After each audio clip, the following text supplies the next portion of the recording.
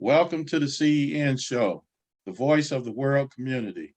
The Community Education Network is a team of community educators from various backgrounds presenting alternative educational information with the intent of self and collectively improving to contribute to a healthy and viable world. I am your host, Rasaki Maskani. Tonight's guest is back for the fourth time, Sister Making It Happen, and we're glad she's here. And the topic is Ending Women's History Month and how to celebrate the female principle in our lives. Good evening, Sister Making It Happen. Glad you're back. How are you? If you like, you can share some things about yourself, and please begin your presentation. Greetings and Hotep family. Thank you, Brother Rasaki and the Community Education Network for having me back again. Really excited to join y'all and as we're concluding and ending Women's History Month. It's been a wonderful time. It's been a lot going on despite, being in a pandemic or ending a pandemic and starting a war and all these things going on. I say this is the greatest time for us as a people to make the changes that we need to make. So I'm happy today to share, there's quite a bit that we can talk about in terms of the female principle. But I want to start off with maybe a little poem that I want to share, female, girl, she, her, daughter, sister, heterosexual, monogamous, traveler, Buddhist, trio, college, high school, counselor, mama, Mrs., Iya, the healer, medicine woman, alchemist, star. In my travels, these were some of the historical figures that have come into my life as I journeyed into growing into a wise woman. They represent the female principle. And I'd like to share today, as we come to the end and the conclusion of Women's History Month for 2022, I'd like to honor and celebrate some of those historical figures that were impactful to my life and perhaps introduce some of them to the Community Education Network. Okay. So what I'm going to do now is I'm going to go ahead and I'm going to share some slides with you all, and we're going to have a discussion about these slides. They are historical figures. They are sheroes that have come in and poured into my life. And I'm going to share this personal journey with the Community Education Network and have some dialogue about some of these historical figures.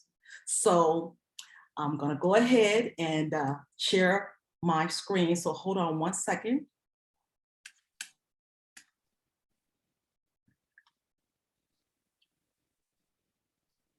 Allow Zoom to share your screen. So it's telling me to allow Zoom to share my screen. Okay. All right, let's see. Hold on one second and bear with me as I get my information opened. Looks like for some reason my Zoom is not going through. Hold on.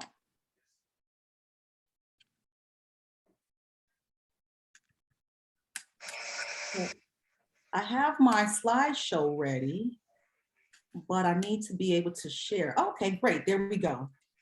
So can you all see the screen? Not yet. All right, let's see.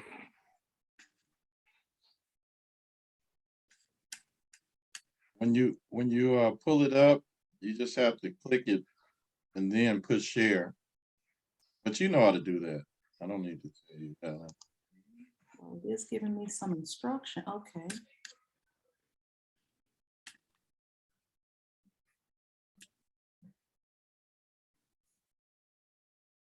All right, it looks like I am having a little difficulty. So bear with me. Oh, wow, I sure wish that I can get this for y'all to see it. Okay.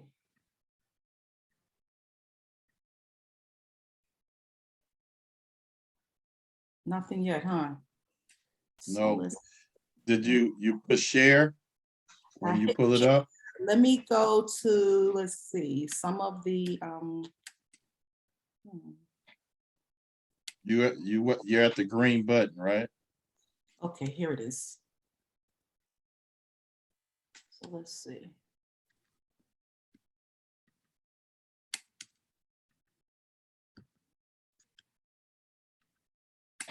Okay. Nothing yet, huh?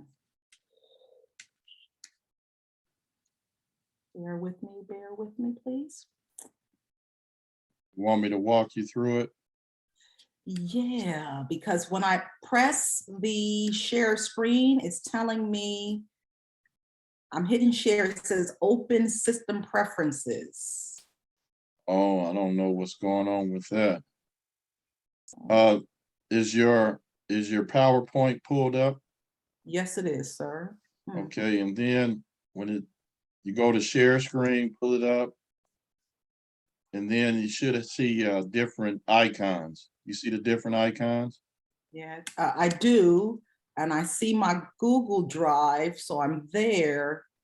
And it, Did you click that? Click it and then push share. yeah, open preferences. Okay. Well, you could go ahead and just read it and read it to Okay. us. All right, we'll do. Okay. Okay, so I'm going to start off. I have some materials to share with you. So I have some information here. This is a historical figure. Her name is Queen Afua. And this young lady has come into my life in regards to healing and natural healing. Queen Afua is a master of everything natural. She has been around for many, many years, helping women to learn about their bodies and how to maintain balance in their bodies. She's a historical figure that I wanted to share with your listening audience so that they can begin to, as we continue to honor the female principle, healing is part of that healing principle, taking care of ourselves. What we consume, what we're eating, what we're putting on our bodies. Healing is what I'm considering a female principle. And mastering that, taking that female principle of healing thyself and using the herbs that are here, the nature, connecting with nature to create balance in our lives. Can you show us that again? I made it where you could, yeah, it's real large now. Okay. Queen Afua, this is one of the books she has called Sacred Women, and it's a guide to healing the female body, mind, and spirit. Now, we are honoring women, and this is Women's History Month, but we have to remember that in the word woman is the word man. So we must understand that as we heal the woman, we are also able to heal the man. And so the woman represents the male and the female in a sense that the word woman includes man. So therefore, when we heal ourselves, we heal the community, and it starts with self. So Queen Afua is one of those sisters that everyone should know about, especially in our community. She's been putting down the work for many, many years. This is her other book that I go to really, really often. It's called Heal Thyself. And as you can see, there is a male and a female there, because again, as we honor the female, we must also honor the male, because together we are one. So Queen Afua is someone that's very special to me. She teaches women all kinds of things about their health, their mental, their physical, and their spiritual. And this book is very, very powerful for young women as they journey into, forming relationships, looking for mates, all these things in building a family, that Queen Afua gives some basic principles for a young woman or older woman or woman to just be able to, again, heal herself mentally, physically, and spiritually, because she is the center of the family. And the family includes the husband and the children. And so together, collectively, when she heals herself, she then in too is healing her family. So Queen Afua is one of those women that I definitely wanted to share with the group. And before I go further into honoring the female principle, I can't go further without talking about my mom. That's my female principle, creative force, who I come from. We all have mothers. Continuously recognizing our moms, honoring the sacrifices that your mother made for you, that your grandmother made for you. But those are the female principles that we come from. And if your mom has the knowledge of self, then 9 times out of 10, she's the culture holder. She's going to share that with her family, her children. So between mama and big mama, I have to, as I'm talking about the female principle, bring their energy into this space, because they're my elders. And in fact, they have to give permission for things to go on. So we have to recognize the elders. So I want to make sure that I honor our moms. And as you're thinking about continuing to honor the female principle, celebrating Women's History Month, think yourself about your mothers, your grandmothers, your wives, your daughters, and giving them the attention that they need, whether it's listening to their conversation, taking them on a walk, spending some time, what we call reasoning with one another. Like my father told me, during this shutdown, the most important thing is for us to communicate and reason with one another. We can get through all of this as long as we communicate with each other. And so hence thankful to you, brother Rasaki, for this forum, because this also too, coming out of that shutdown, is giving us an opportunity to build with one another. Okay, and so again, in honoring the female principle, we want to thank our mothers, our grandmothers, and remember them, because they are the traditional holders and they pass on the tradition to us. Okay, so that was my mom. I wanted to recognize my mother and my grandmother, because if it wasn't for them, I wouldn't be here in the space that I'm in to be able to share with you all the female principle. There's a lot that we can talk about later in regards to the alpha female and what that means, but the female principle from my journey, it's more of a holistic perspective of nature and God, and coming together with those creative forces to take care of your life and your family, and what that means for each and every one of us, because we are all individuals. And so how that looks in my life may look different in your life. But definitely the mother principle should be common among all of us, our grandmothers. We think about Big Mama's food on Sunday, or we think about what mama does in the evening. She comes home from work and she cooks us food. Or I don't know, she might, do our hair, braid our hair, or sit down with us and teach us something from her mother or her grandmother. So honoring and spending the time with the females in your life, your daughters, your mother, your wife, your grandmother, and pouring back into them like they poured into you. Helping them to keep their reasoning going so that their mind is sharp by, again, exchanging energy and communicating. So again, honor your mom. So back to Queen Afua. So again, Queen Afua is someone who I would call a historical figure, a shero in my life that has brought light to me in terms of honoring the female principle in myself. There's also within Queen Afua's book, she has lots of great information. So this picture here is of the historical figure, the Sky Mother. And I don't know if you all can see that well, but we can see it pretty good. It's pretty visible. So what you see here is some yoga moves. You see the woman bending over with her front hands and her back legs, and she's nurturing everyone. And so what does this mean? The sky mother, right? So in terms of honoring that energy, go outside, get some sun, look up into the sky. That's the sky mother, sit on the grass, lay back, close your eyes, go back into your inner self, regenerate yourself, restore yourself. The sky mother, this is a visualization. And there's so many images there from Kemet, from the walls of ancient Egypt, that we can look at to see how the woman nurtured and how we can use that image to, again, dream, see our future, and plan for healing, self-healing. So I wanted to share that because I thought it was just so amazing to see, again, the yoga, which again is healing. You see the woman being nurtured at her breasts and then at her vagina. There's so much that's being given by this female principle.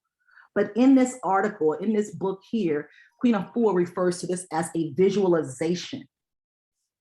Okay, so check it out, the sky mother.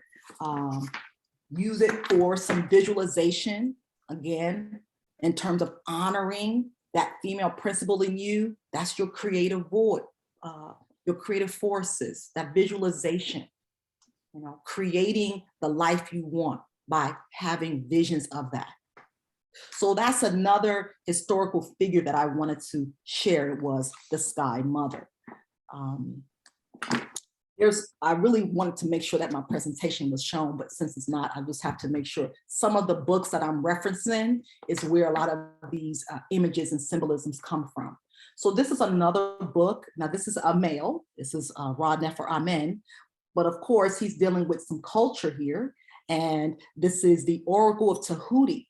And so in here, we're dealing with spirituality, okay? We're dealing with energy and divination and being able to create the life you want, understanding the principles of yourself, your male and your female side and how they are one. I always talk to the young people today, and there's a lot of confusion going on in terms of sexuality. We are all male and females. We have duality. That's who we are, right? But when we understand on the bigger scheme of things, the creative forces that we are here to create and continue life. So that is one of the biggest things that we must understand when we're looking at this book here, is how do we then manifest the things that we want in our life?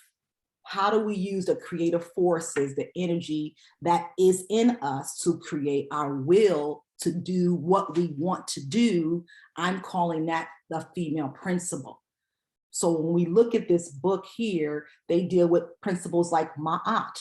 You deal with a saw, a set. You're dealing with a lot of the principles for the divination that our ancestors used to understand life and understand how to not get trapped up in the mess around us, but to really stay focused on what's on the inside and how to bring it out, versus focusing on the outside that is going to impact the inside. Okay, so those were just some things that I wanted to share. There is the story of time. This image is of, they call it Grandmother Galaxy. A lot of the images that I put in my home, the things that I expose my children to, are really to create a space where there are no limits in their ability to create. So as a mother, what I teach my children, the female principle of creation, of creating what they want in their lives, is balance and harmony, right? One of the principles for balance and harmony is Ma'at. Ma'at is a very important principle for us to understand, to learn about, because it talks about balance and it talks about an order. And just like our bodies are in perfect alignment, in perfect order, we have health. When our bodies are out of an alignment and it is not in order, we have dis-ease. So in honoring that female principle, it's important to understand that you, yourself, male, you need balance in your life. How do you get that? How do you manage your stress? You know, how do you deal with, overcoming challenges that you need to overcome? A lot of times you have to sit and meditate. I know we had one of our sessions on the Community Education Network, there was a discussion about breath work and breathing. I was very impressed with the breath work and the breathing, because that's very important in creating balance in our lives. Again, I consider that a female energy.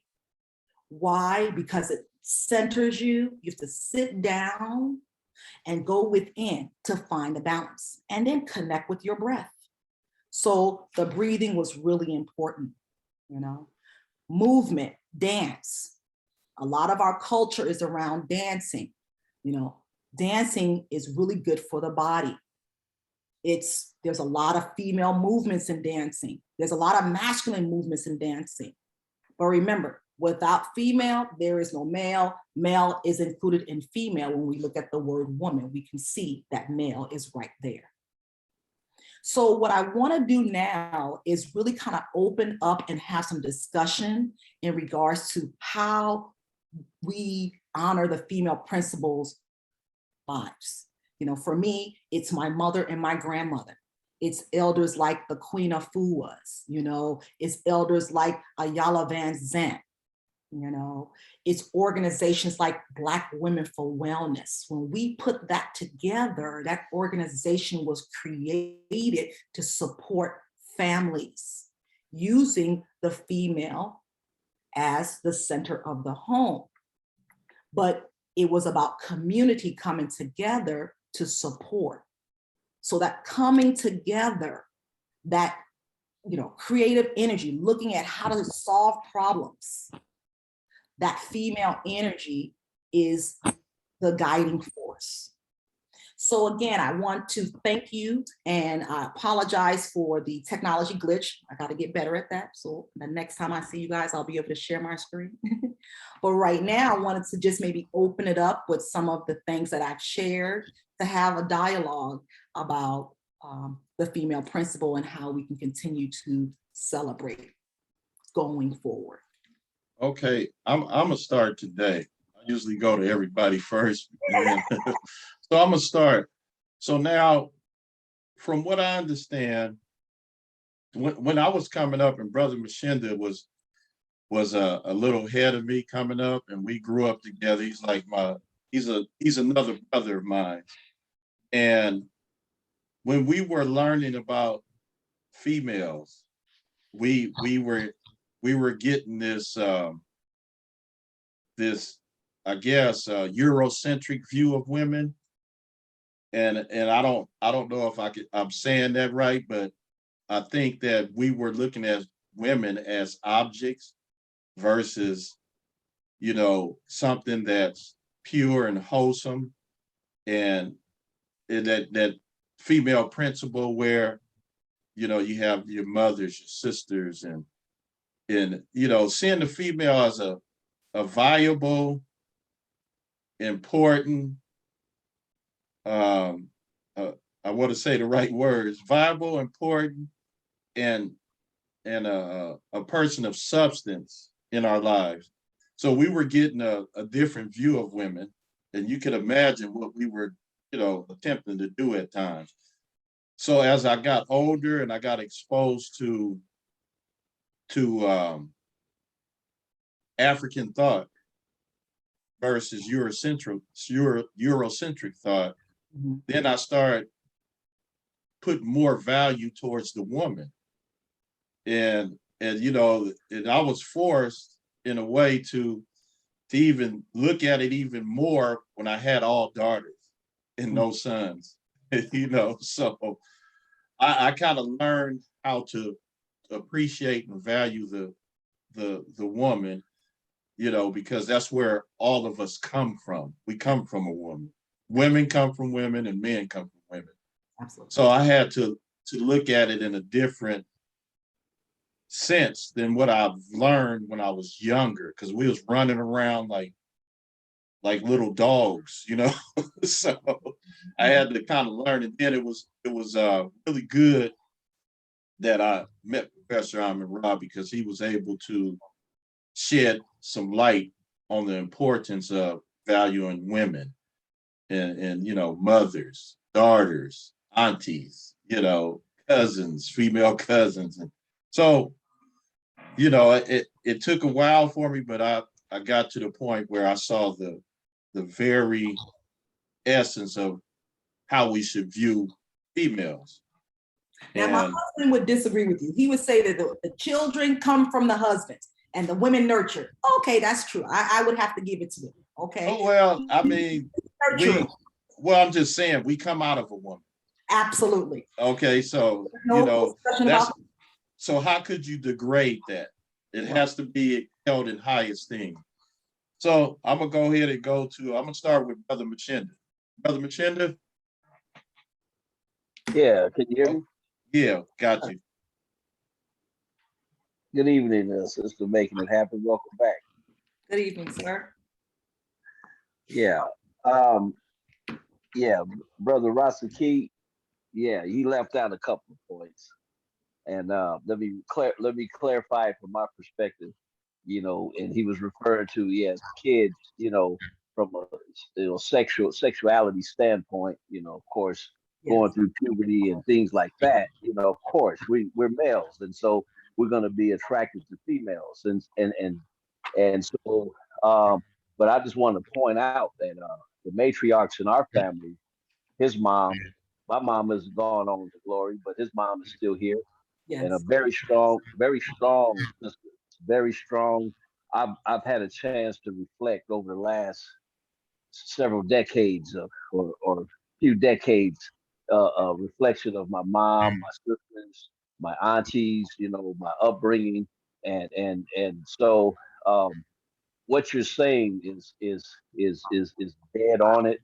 I concur. I appreciate you making this presentation. It gives me a little more inspiration to continue to seek higher ground.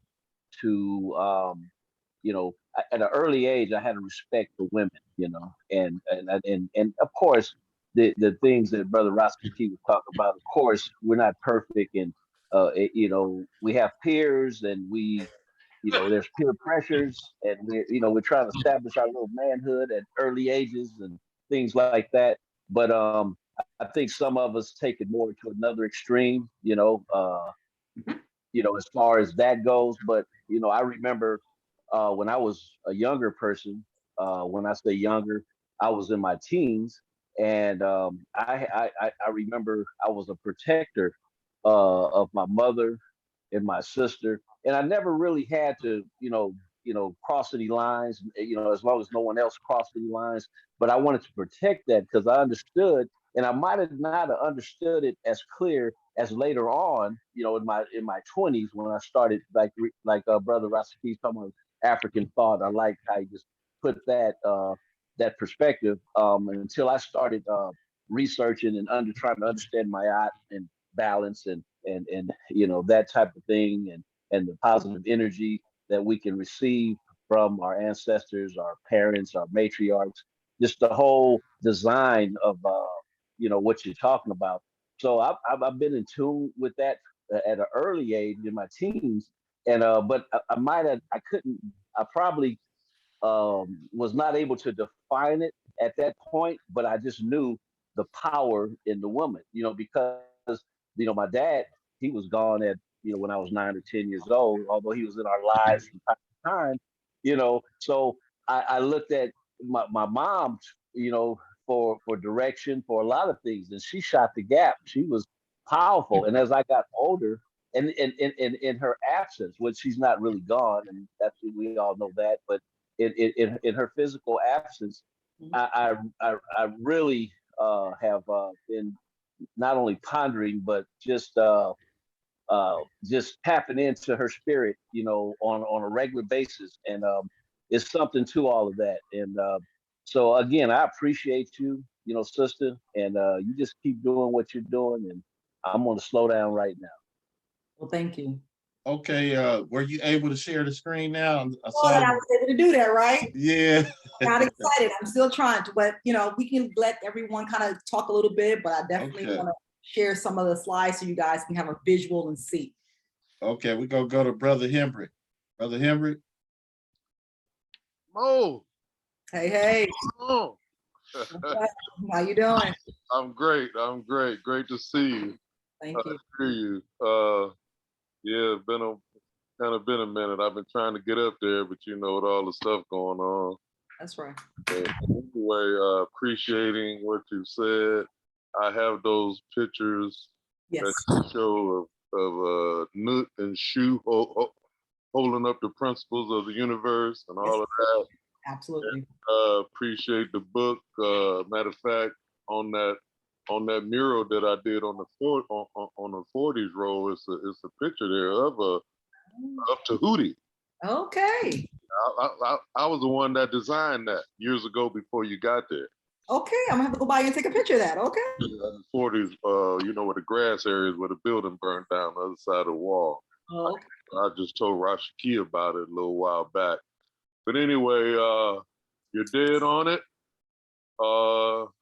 And I just want to say that prior to others coming in with these religions, you know, that's when that disrespect started to come towards the Black woman with these religions that I call male chauvinist murder cults, because that's what they are, were and are, and where the sisters, you know, just start to be degraded immensely, you know, as a result of these religions, and it's switching from a matriarchal to from a matrilineal to a patrilineal society.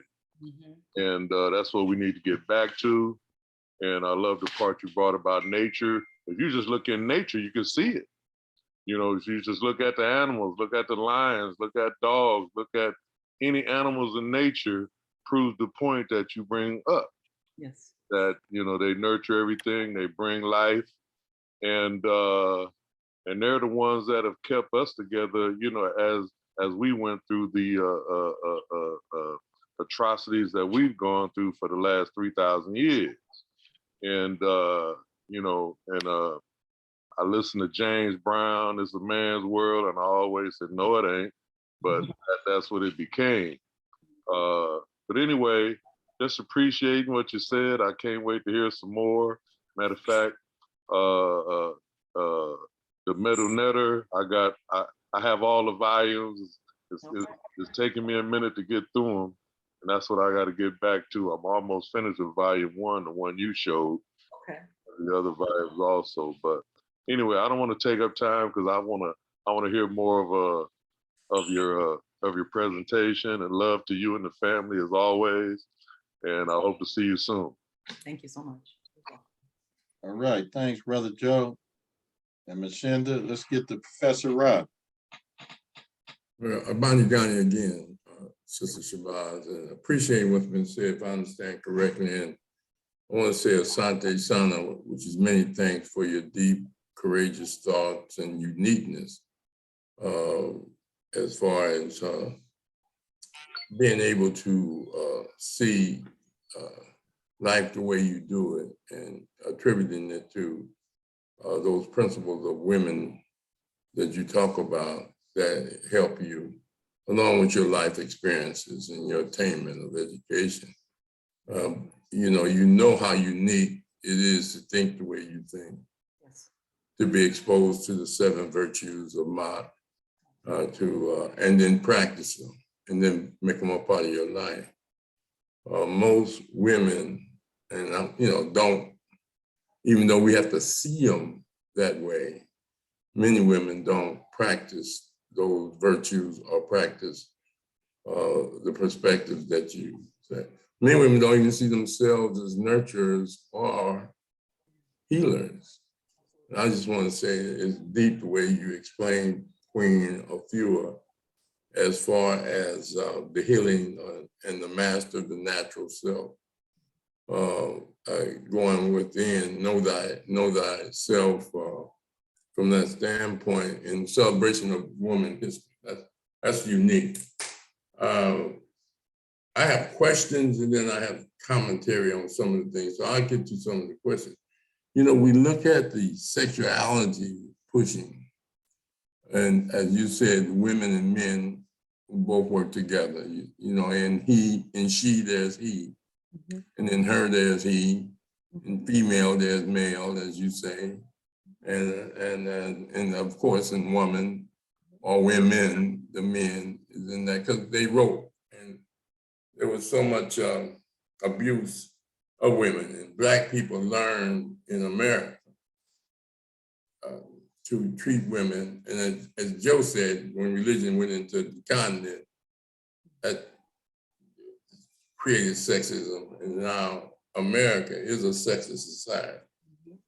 And so even though people appreciate the contribution women make as their mothers, as their nurses, that's where the term nurse comes from, nurturing, from Black women being nurturers and using the earliest remedies before there were doctors and hospitals. They kept their babies alive. They learned how to, what to do through trial and error, and became masters of herbal life and remedies for various ailments, cuts, with putting mud on cuts and all those type of things. I saw in about 7 days of the Massa, the sister did an operation without any anesthesia to get rid of gallstones. And she used a straw to suck them out. She felt them with her hand. Wow. And you understand, and where a surgeon with the brother that she operated on, it would take, he would have to be under, and if you did it today, they put you under anesthesia, then you end up paying $200,000 for the operation, whereas she did it right there and healed the brother. The brother got up and walked away after the operation. But let me just get to the question.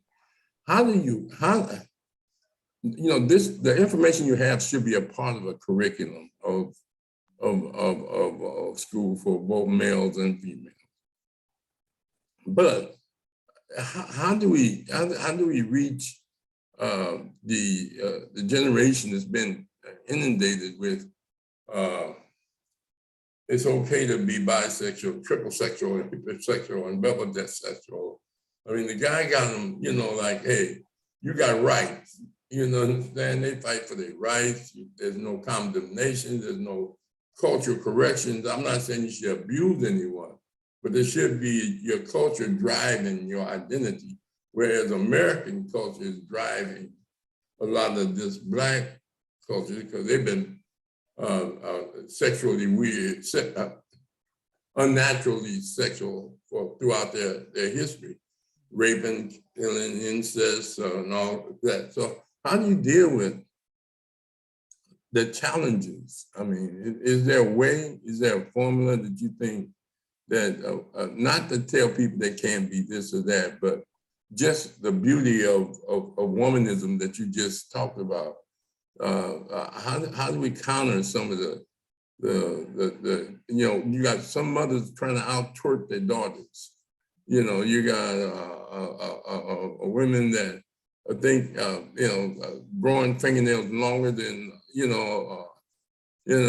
putting on cake and makeup and getting other people's hair and that, and men doing some strange things too, sagging and getting their eyebrows arched, tattoos all over their body. So how do we get the teachings, the value of the sacredness of our lives? Is there a formula, or is there a way we can get it in the high schools or get it in the families? Well, that's a winning question. And if I had the answer, I would be probably a billionaire. But what I do have is I try to deal with individuals, case by case. I know that you're asking for on a grander scale, but really sharing and having dialogue as much as you can with groups individually about nature, really, exposing and getting into nature. I find that when we get into nature, we put our hands in the dirt and we get into nature, it kind of resets things. It kind of opens us up. We begin to connect with those fungi, and then our mind just tends to kind of restructure itself. But it takes constant work. It takes elders like us to spend time listening and being able to communicate. And it's not easy. I have 2 daughters and a son, and they've grown up in a very sacred environment. So some of the stuff that you're saying is easy to have with them because it's part of their norm, but you still got to deal with the outside world. You still got to go and interact at school and deal with people who see the world very differently than you do. So all you can do is be strong in yourself and be that light and reflect and be the best that you can be in reflecting your light. And as I say, some people can get the nurturing from the sun, and some people got to run from the sun. Some people are going to get that light, and some people want to block it out because it's too much for them. They can't grow from it. Some people, see the sun and they get stronger. Some people see the sun and they want to block it or hide. So we can only kind of really do what we can do based on where we are. And so that's kind of how I have to answer that question, because it is very challenging.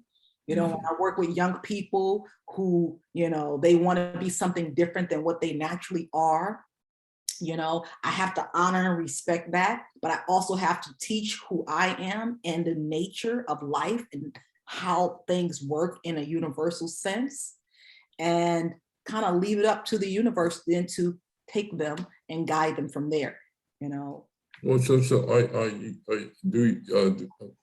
what, like Rasha Key was saying, we always want to give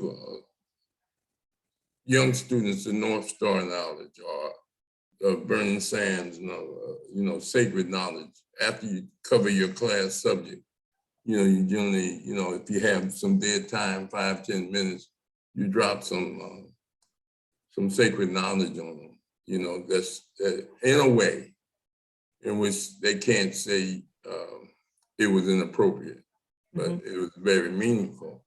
And they come up and ask you questions. But I like the way you have the 5 perspective of between a few of the healer and healing thyself and knowing how to heal yourself mentally, spiritually, and physically.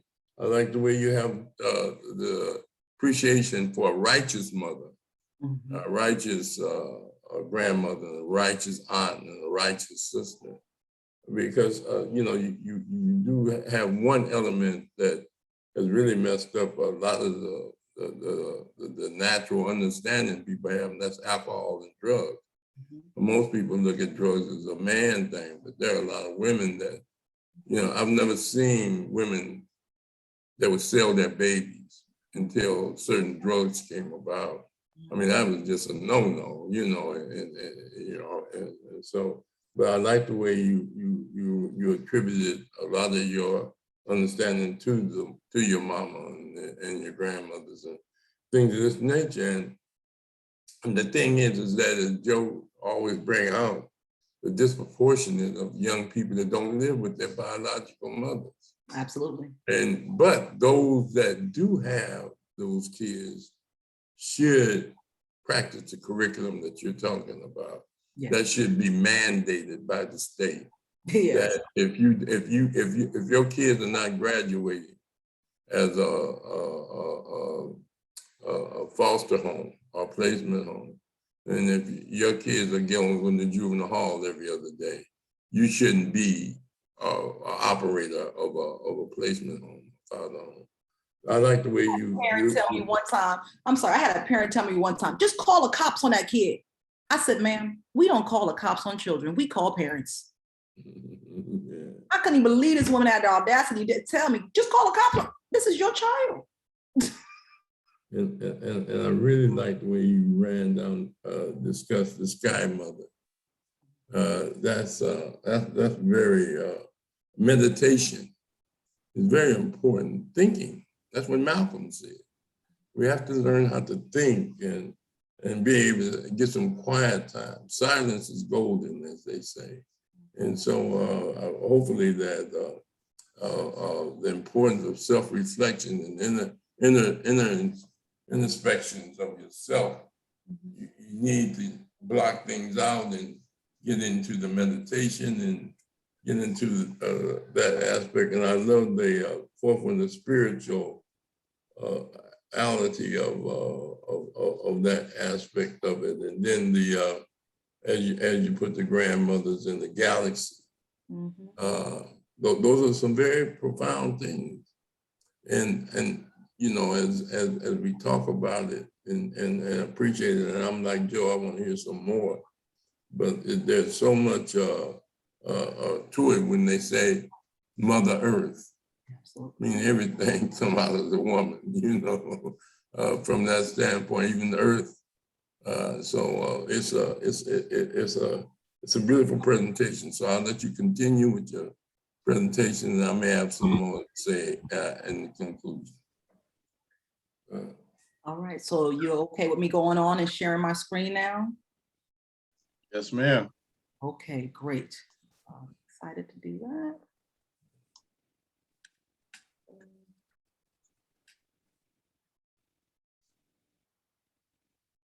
Let me get this over here going.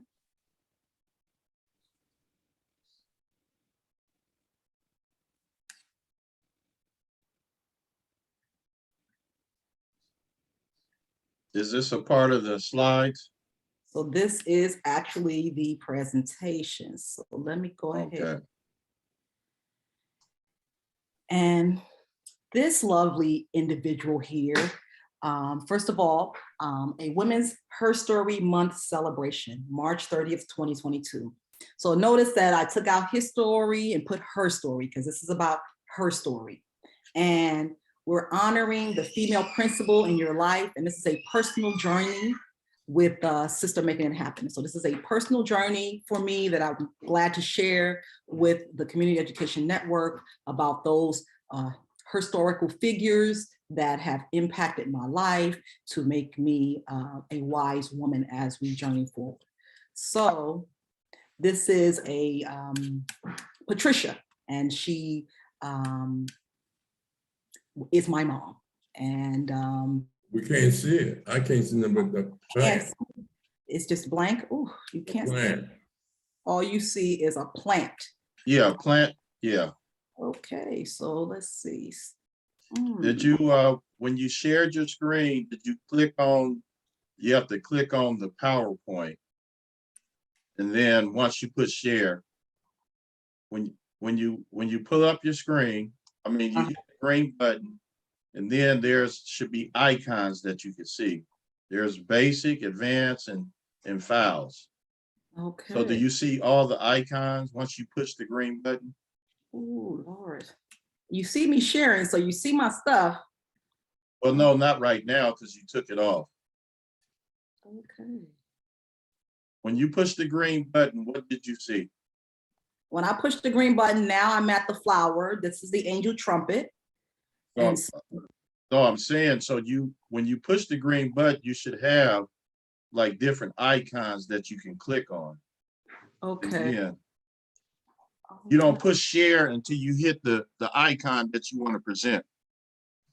Okay, so let's see. Start back over. All right, sunshine. No, I'm saying start back over with the With everything. Yeah. Okay. So now once you hit the green button, you should see different icons. So I hit the green button and it's telling me participants can now see your screen. Okay, I don't know why it's different from what I do. Okay, babe. So you can't see this picture right now being shown. Yeah, I could see the flower and the tree trunks. I don't know if there's trees and the big old leaves. Okay, all right, so I guess it's not working. So I'm gonna have to stop because it's not working. Okay. I thought that I got Well, it. you can present, some information you want to share. Well, I actually have presented what I needed to present. Okay. I wanted to make sure that we address, instead of it, being called his story, that we address her story. We bring her story into the fold. I want to make sure that I express the spirituality, the connection with nature, to the female principle, the creative force of the universe is a female principle. I want us to think about the women in our lives. I want us to honor the arts, the music and the dance and the movement and the yoga in healing our body as honoring the female principle. So what can you do? Continue to take care of your health. Eat right, get some exercise, drink some water. These are the things that are going to connect you with the female principle in you to create a healthy life, a healthy body, a healthy mind, and healthy spirituality. So those are just some of the basic things that I wanted to share with the group and make sure that I answered any questions in regards to that. So I appreciate the time. Again, wasn't able to get the slides to you, so I'll be working on that. So I'm prepared for my next presentation. But again, I thank you for the feedback and open it up to any other discussion that you guys want to have in regards to some of the things that I mentioned today. Okay. So we'll go back in the same order. We go with Brother Machinda. No, I'm good for the evening. Like I say, I did enjoy the presentation, and it's always a pleasure. Thank you. Thank you. Okay. Thank you, Brother Machinda. Brother Hembrick. Yeah. Excuse me for my tuning in late. I forgot who was coming on. Kind of dozed, been working out in the garden today, but and let me correct myself from my last time I spoke. I want to give honor to the, to the female aspects of my life. With my mother, first of all, and then my grandmother, Lucy, who had a great garden all of her life. Used to nurture our entire family. Lived to be 99 years old before his crackhead cousin caused her to get discombobulated. And her sister, my Aunt Booker, who lived to be 108 years old. And I remember we all went to Texas for her 105th birthday. And I sat next to her. She used to visit us in the summer from time to time. And I put my arm around her and I said, do you know who I am? And she said, you JoJo, right? I'm like, damn, this woman's mind is still sharp, and my aunts, and cousins that are female, things they've done for me in my life. And I also want to piggyback on what you're talking about with the students. I remember when I was there working, there were a number of students, you talking about getting out and having a commune with nature. I found out that a lot of the kids we had never been to Playa del Rey Beach, which is right down the street. I mean, I said, you gotta be kidding, but students do need that. Well, kids, period. I know some of the guys who have went through the criminal justice system. And I saw in some documentary one time, I can't remember where it was, where they were making a comeback from being out, having a commune with nature. That's why I encourage kids to, get out there camping, get out there with nature and just see what it is, cut that TV off and all of that, and just see what's really going on on planet Earth. And I'm a big advocate of sitting in the sun every day, brother. Brother Raw calls me right at my evening time while I'm watching Raw go down. He said, "What you doing?" I said, "I'm looking at you." You know, I try to do that every evening because every sunset is different. Right. I like to sit out in the sun, you know, to so my chakra can build up inside and outside of my body. That's right. And tap that melanin that, you know, does wonders for us, you know, those that know about it.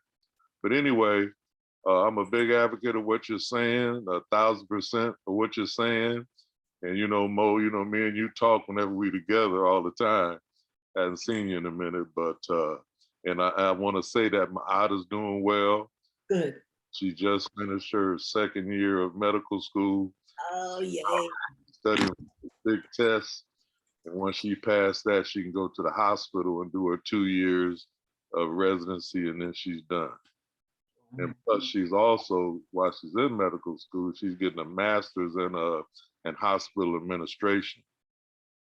And she's doing holistic osteopathic medicine. That's what she's there. So anyway, we talked. Good job, Dad. Good job. Good job. We talked about an hour last night. So you know, I kind of leave her alone because I know she's busy all the time. I tell her, you know, just call me when you got a minute. And you know, we're all into nature over here with the garden. I'm getting ready for my spring plant right now. Pulling weeds and getting these old roots out to get ready for the new plant. So appreciating what you said, and I'll be quiet now and let somebody else speak and let you get back to the stuff you want to say. All right, peace. All right. Thanks, Brother Hendrick. All right, Professor Ra. Appreciate what's been said and what's been asked, if I understand it correctly. You know, the challenge is so hard. Like Rashiki was saying, a lot of this information we wish we would have been nurtured in us at an earlier age. But sexism and sexual consumption and seeing women as weak, and you do as I say. I remember it was okay to beat women at one time, you know, before they had the women movement. And Black womanism entails the things that you are saying. I just, you know, the challenge is just getting young people to get a euphoria from practicing this of self-satisfaction, because they're being co-opted to think that the behavior that is really a danger to themselves. And men too, because I mean, I came up, like I used to tell people, I was Malcolm in the daytime and Superfly at night, you know, I mean, you know, we came up with Shaft, the Mac, and all of that. And then this rapping come in with the demonization of women and degradation of women, and people getting paid millions of dollars to make rap songs that really speak unworthiness of the sacredness of life and appreciation. How do you stay focused, you know, and help young people stay, as you was mentioning, don't let the world change you, change the world. And I mean, you know, I mean, your knowledge should be shared. That's my point. Absolutely. And it should be a part of the curriculum, a special girls group or girl and boys group. We used to have clubs when I was in high school where the teachers were sponsors, and they organized to address issues like this.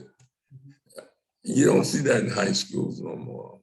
You don't see it. I mean, these principles that you're talking about are sacred.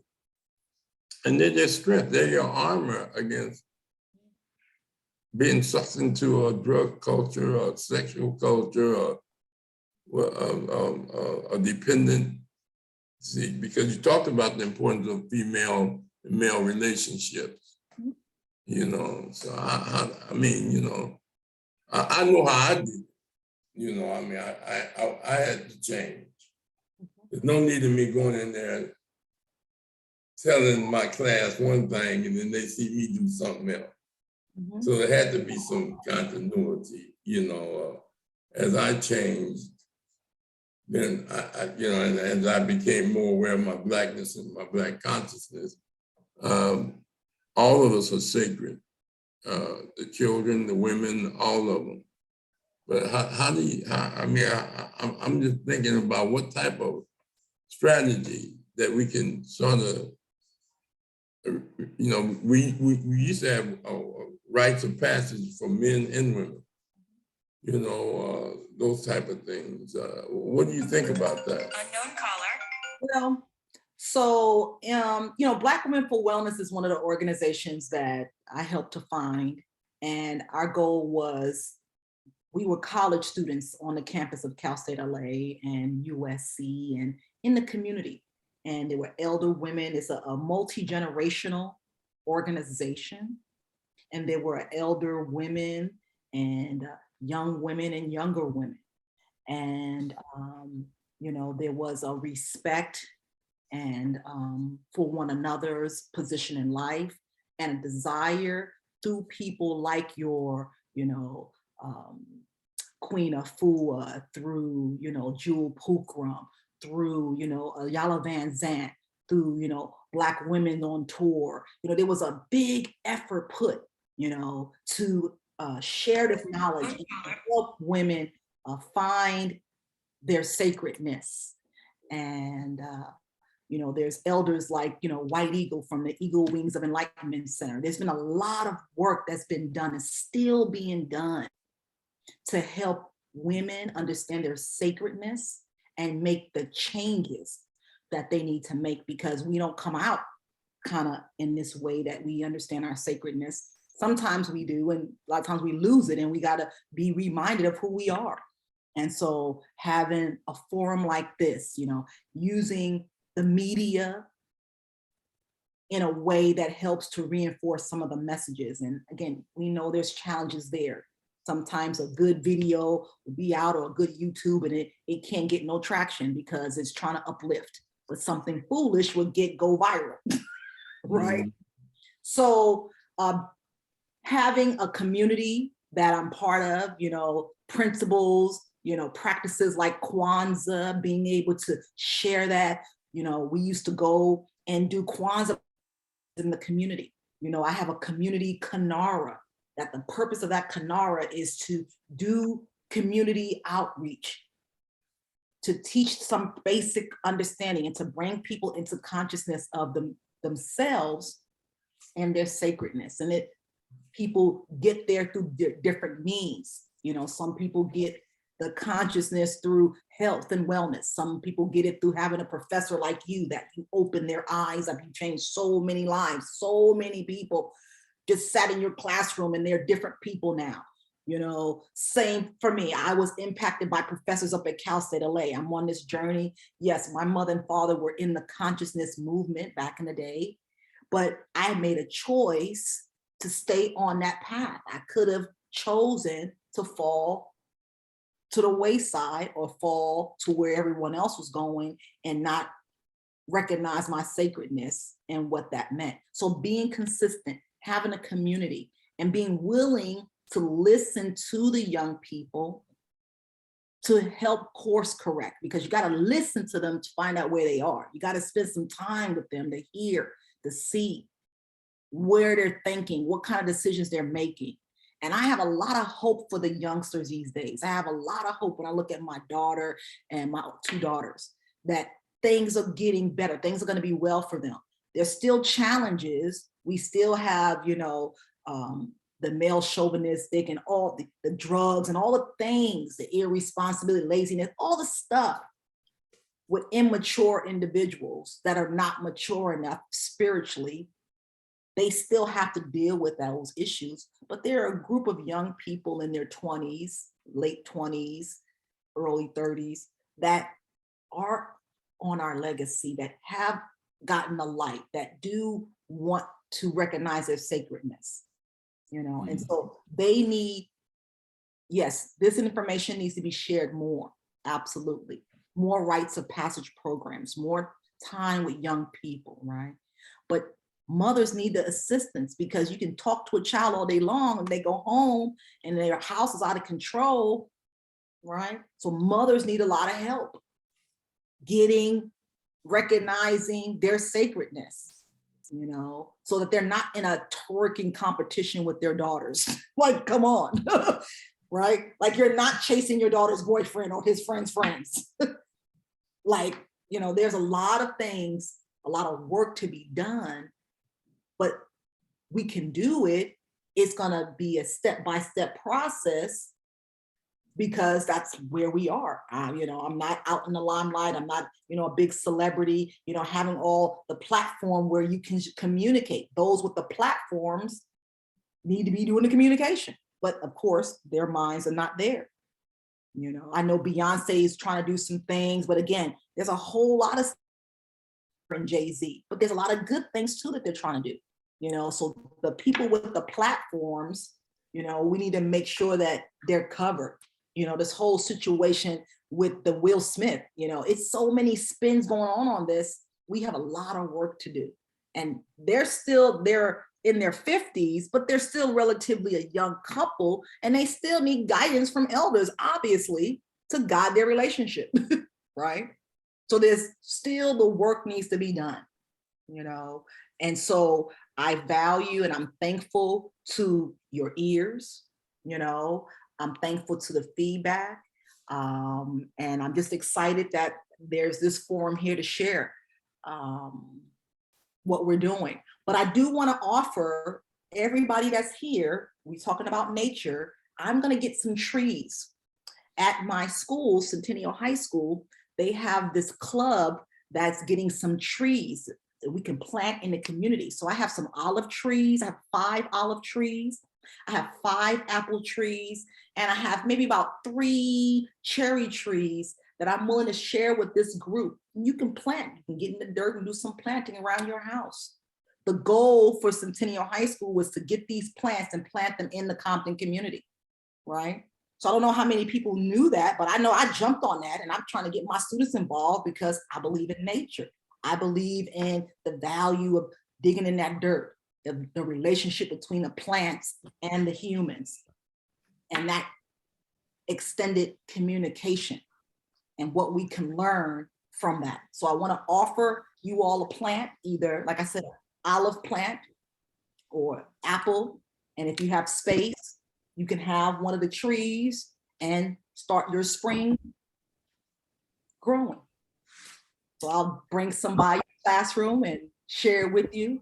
And you want to share it with the group, you can do so. If you guys are interested in either an olive, an apple, or cherry tree, those will be available as of tomorrow. We'll be picking them up. And the school will be doing planting on April 2nd in the Compton Centennial community. So on April 2nd, our students will be going in the community planting trees. That sounds excellent. Now, is any of those trees a smaller tree? Because I'm going to start planting, but I need something small. Are they large trees? These are the saplings, and so I'm not exactly sure how big they're going to get, but an apple tree is pretty big. You know, they probably get, you know, I don't know, 10 feet, pretty big trees. Okay, so I don't know if I'll be able to do that, but I appreciate the offer. Professor Rod and Embrick has a garden, and Mashinda's in Louisiana. So I don't know what we're going to do about him. Special. Look, I really feel special. You all the way from Louisiana checking in with us. That's great. Oh yeah, that's my brother. So he's here all the time. So now, Professor Rod, are you interested in any of those trees?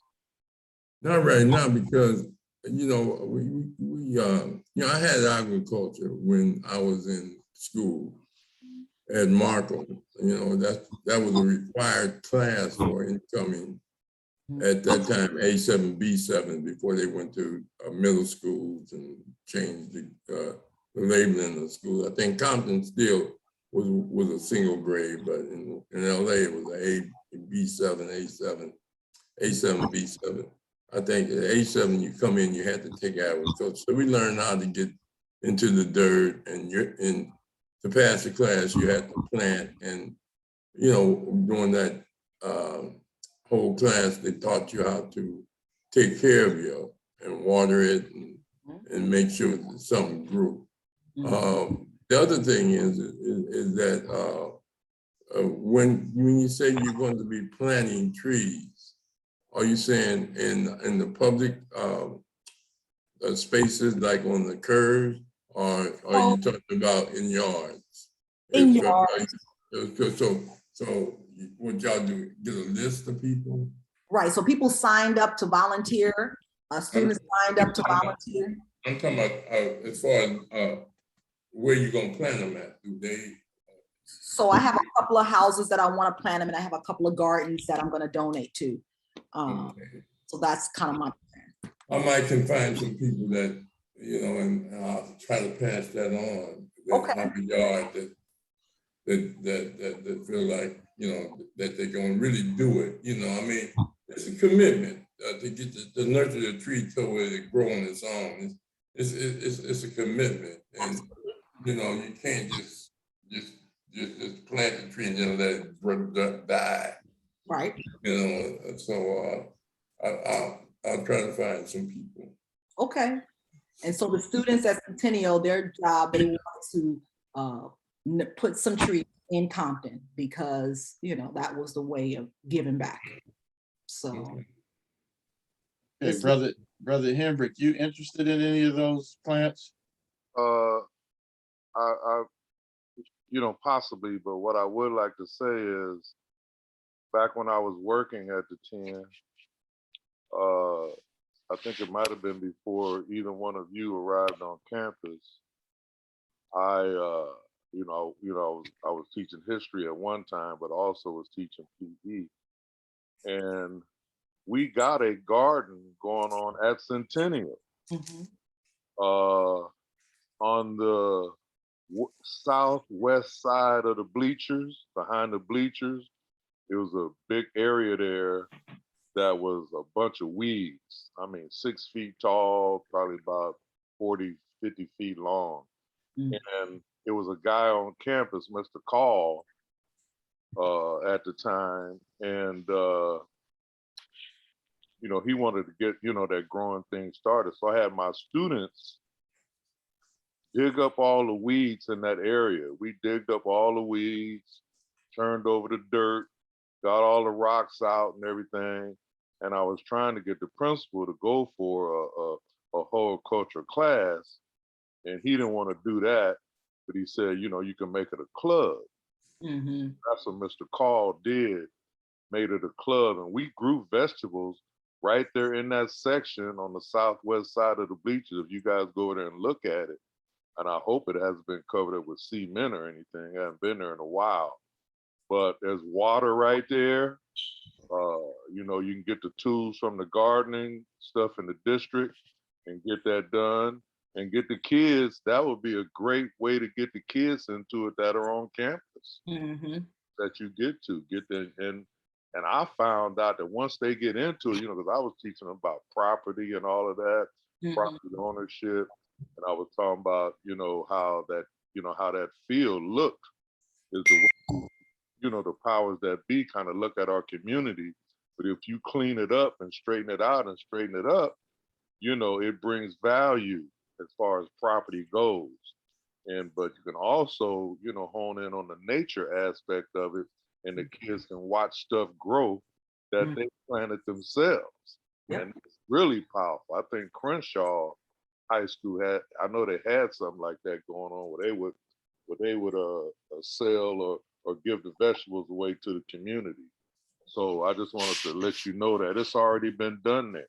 Yes. Today. So just take a little back-breaking work, soak it down real good so the weeds and grass will come up easy. Turn it over, get you some compost, get some seeds or plants, and you can do it right there on site. I just want to share that because I know, you know, we did it in the past. So, okay. Thank Okay, you. we have a new person that popped on, Miss Z. How you doing? That's one of my sister friends that I was talking to you guys about. What's up, Zaynab? So, okay, now, we, we're basically at the end of the show. Did, you want to have her speak about something or? Well, not necessarily. I mean, what we did share, I mean, if you want to share, we did talk about the honoring the female principal, and we talked about some of my sheroes, like the Queen of Fuas, you know, the Jewel Pookrums, you know, my mom, my grandma, you know, Ayala Van Zant, just some of the sheroes in my life. We talked about the Sky Mother, and we talked about honoring the sacredness of ourselves. And then we just had some dialogue around how to continue that honoring and celebrating. You know, we're at the end of Women's History Month, but you know, there's 365 days, so we need to be honoring that female principle at all times. And so that's was our discussion today. So that's Miss Zainab. Sister Make It Happen. Her name is Zainab, Miss Zainab. Well, we're gonna call her Sister Z for today. Sister Z. Okay, Sister Z, did you want to add to our discussion this evening about the female principal? Well, I thought I was coming to just listen. Oh, that's fine. You don't have to. But I always have something to say, sometimes unfortunately, but I guess on the note, I'm happy to see this new trend, wave, whatever, honor and protect the Black woman. I feel like it's long overdue. I think that it goes a long way in celebrating Black women or teaching us to celebrate ourselves. A lot of times we overlook ourselves for the benefit of everyone else. And I don't know if this is the context of what you all have been talking about, but it's just what came to mind as I was listening. There've been a lot of champions, and Moya and I have talked about them for quite a while. She named off a lot of our sheroes, you know, Queen Afua in particular, who've been trying to teach women how to celebrate ourselves as well as each other for quite a while. And slowly but surely it's starting to catch on. You know, I feel like in this battle that we have daily as Africans in America, oftentimes it's difficult because brothers are struggling daily trying to, you know, focus on how they can be strong in this hostile environment. Sisters are doing the same thing, and sometimes it creates tension and we turn on each other. And you know, it hasn't served us well. So I think, you know, maybe not because I'm a woman, but I definitely believe that the cure comes from women. You know, when we learn to appreciate, love, and respect ourselves, then we can see the reflection of ourselves in others, and then that love can spread to others. And when we are loving to ourselves and to other sisters, excuse me, it creates an environment where we are then able to love and cherish others. But as long as we can't do that for ourselves, then it's very difficult to do it wholesomely for others. So anyway, I know I'm at the end. I apologize. I'm coming from work and a lot of other hats that I wear, but I definitely wanted to try to show up and represent for my sister who's out there in the community doing things on the regular. And if anyone, you know, should be celebrated, she's definitely among them. So I just kind of wanted to show up and represent, and thank you for allowing me to speak. I appreciate all these opportunities. I always hope to, you know, that the ancestors lead me to say something that may not have been considered by others, just to kind of keep those thoughts inspired. So thank you for allowing me to speak. Oh, you're quite welcome, and thanks for coming. And we would like to have you as a guest in the future. Rashaki, Yes, sir. I want to ask both of them because Sister Z said something that made me think about Will Smith when he said that Here we one go. of the reasons he went up there was because of he didn't stand up for his mother when his father was beating on her. Mm. And he felt that he felt that he was a coward and that he had to stand up for the insult of his wife. That's what he said. And he apologized, of course. But I just wanted to get y'all opinion on, because there's so many, of all people criticizing somebody, Kareem Jabbar, who really have a checkered past, to qualify him to criticize somebody is rough.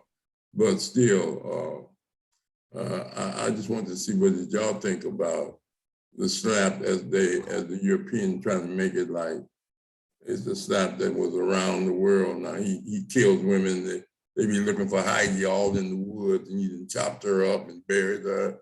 And he out there helping them look for her. But at the same time, he gonna act like that slap was such a devastating thing on national TV. But anyway, how do y'all feel about that? Well, I know I was initially shocked, and I definitely laughed because I thought it was kind of comedy skit. I didn't think that it was real. Part of me still believes it's some kind of comical, some kind of marketing tool on some level. But on another level, for Will to come out of his character like that says just about a lot of the stress he's under, because I agree he should have definitely addressed Chris Rock. I don't know if the way he did it was appropriate. In fact, we know it wasn't appropriate. But again, we don't know what he's dealing with feelings of feeling like he didn't protect people all his life, just feeling in the pressure of that moment. And then I feel bad for Jada. I feel bad that, the perception is that she, is kind of made him do it by her look or whatever that look was. I don't think that it's cool to, joke about someone's health. I didn't think that what Chris Rock said was bad personally. I think that Chris Rock is a great person because he didn't respond in any way. He just kind of like was shocked as well, it looked like. So this is a lot of feelings that I'm having about it. And so I still don't even think Will's a bad person. I just think that Will is dealing with his life and facing, all the other women that maybe he felt like he didn't stand up for. And this was the time for him to stand up. So I don't know. I laughed and I thought it was comical. I thought it was a ploy. I thought it was a joke. I couldn't believe that it happened. And I feel bad if he lost control like that. I do feel bad for him if he lost his mind, lost control, and his anger just took over him like that. So that's what I think. Sister Z? Did I take that? Oh, I did take that. Okay, so I think like my sister, I was initially shocked. I'm like, what is this? Because I don't watch the news. I barely watch TV at all. So I didn't know what was going on. I kept seeing people make references and memes and all the things, right? And I'm like, something must have happened. So I look into it and I find all these videos and I watched what happened. And I'm like, interesting. In light of what I just said previously, initially I was like, well, good. That's what you get for attacking Black women, But after reflecting on it, I'm like, my second thought was, well, they're all actors. You don't know what to believe, I don't really know what to think, what to make of this. When he goes back to his seat and he's yelling, "Oh, keep my wife's name out your mouth," and this and that. And then he said it twice. And I'm like, oh, okay. So then I started reading some of the comments. And I was happy that because it was some white man with a microphone. And of course, he's running around shoving his microphone in every Black person he could find in their face, trying to get a comment. And, you know, the comments range from, well, that's pretty Philly. You know, he's from Philly and that's how Philly gets down, you know? And I was like, okay, but nobody threw him under the bus. And I was happy about that because I mean, there was enough bus throwing as it was because, you know, there's two Black men up there, you know, going all out or whatever. And I was just like, well, that's unfortunate. You know, I really didn't take it personally. I felt more, I guess where I am now, to bring this to a quick close, right? Where I am now is I am glad that Will stood up because you know where I'm from, if you make a scene in public, then you get checked in public. You know what I mean? And so on that level, I'm like, I kind of understand. I'm not so much, I mean, you know, I'm gonna keep it 100. I don't think that it was that big of a deal that it was done publicly. I don't get down like that. If I got a problem with you, I'm gonna deal with you. I'm not gonna deal with you and the whole audience and the rest of the world and all of, you know, I thought that was a little bit, but you know, you want to act a fool in public, you're gonna get checked in public. So the apology, I understand that in their climate of Hollywood, you do what you got to do to keep your bread coming, you know. I realize it's getting kind of dark in here. Sorry. Anyway, but I also feel like if it were me and I felt like this is a situation where I need to bomb on Betty, then I'm not apologizing. You know, I said what I said, I did what I did, I felt how I felt, and that's what it is. You know, you couldn't have paid me to apologize. Maybe to the people who saw it. And when I first saw it, the only apology that I saw was him apologizing to the Academy. I never saw him, heard, read, or anything. I understand that he later wrote a letter or something, an apology to Chris Rock. But if you socked him or slapped him or whatever you did, why are you apologizing? You know, if that's how you truly felt in your heart, then why are you apologizing? So that part I don't really understand. That might just be my, you know, my shortcomings. But I don't know. I feel like the whole thing has been made too much of, given all of the other things going on in the world right now. I mean, Chris Rock has said a bunch of things that I felt he should have been slapped for long ago, you know? And so, you know, whatever. But yeah, I just feel like America is full of distractions for Black people to keep us focused on the wrong thing. And this is yet another one. I'm surprised that so many people have spent so much time and energy talking about it. Because I mean, people get smacked every day for talking crap about someone else. So to me, it was just another occurrence, and it just happened to be on stage in front of a bunch of white people. And so then everybody has to respond and react. Yeah, so. Good point. All right. Yeah, I appreciate y'all's response. The reason I want, and I'm going to paraphrase y'all comments, not using your name, but some sisters said this at the Black World News Forum Friday, because I know that's going to be a topic. And as Rashiki said, we discuss these issues Monday and Wednesdays, and we hope y'all will join us and challenge some of the things that's been said or discuss or contribute to it. It'd be a pleasure having two knowledgeable Black conscious women as part of our platform to discuss critical issues that affect us as a people and how to approach them. Especially, you know, both of y'all were both dynamic in your responses, and that's what I wanted to say. That's why I asked you that. Thank you, Asante-san. Thank you. Yeah, it's good to hear some different perspectives, because mine's is different from y'all's, but it's good. Brother Hendrick, you wanted to chime in? Look like you ready to chime in. Yeah, buddy. Well, you didn't ask them the last question you asked us. Like if that was a white man, you think Will Smith would have went up there and slapped him? Yeah, that's the question. No. Well, they just passed the anti-lynching law, so he might have had some action, you know? Maybe, all of a sudden. Yeah, but I gotta, because when I initially looked at it, Will was laughing and cracking up himself when Chris Rock first said it, and that's the weakest pimp slap I've ever seen in my life. I don't think the palm of the hand was involved in it at all. It looked like fingertips to me.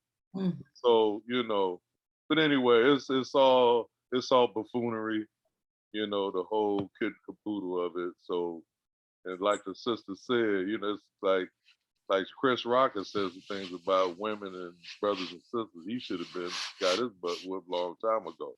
Mm-hmm. I'll just leave it there. Well, one thing that Mr. Bond said, Chris Rock is having a show tonight. They say it's sold out. Absolutely. And the best tickets are going close to $4,000. So everybody, and this is just in a little auditorium. This ain't a suite. You understand?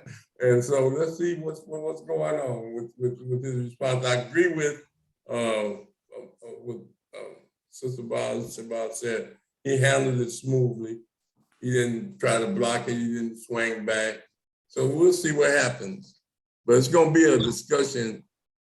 Although we want to put it behind us as conscious people, the masses are still talking about it. I mean, they own it, and you can use this to educate them on other things. That's my point.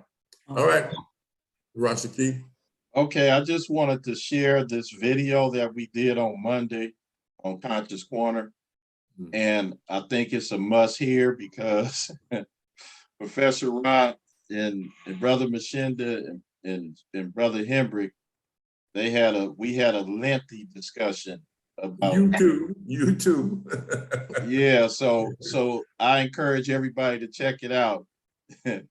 It's the Black Community News Forum with Professor Amin Ra, Joe Hembrick, and Brother Machinda. So yeah, I encourage everybody to watch that. Okay. Yeah. So now, I appreciate Sister making it happen, come on and do her thing like normally she do. She's a crowd pleaser around here. And then we have a new sister coming on, Miss C. Hopefully we can get her to do her commentary and presentations. And yeah, I'm getting excited.